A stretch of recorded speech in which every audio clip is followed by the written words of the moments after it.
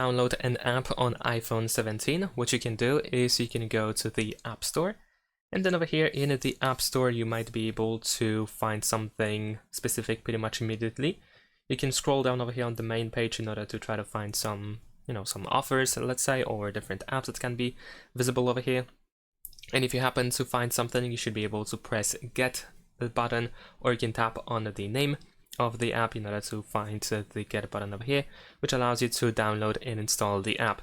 You can also go to Apps at the bottom over here in order to try to find something more specific. Over here at the top we have different categories that you can go through in order to find an app for your category.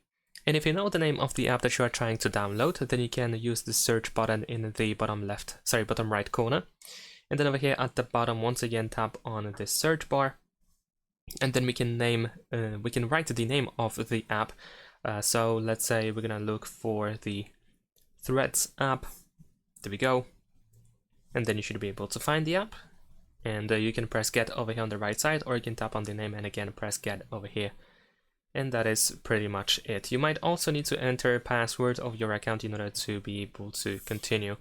But that's pretty much it. Thanks for watching, leave a like and subscribe.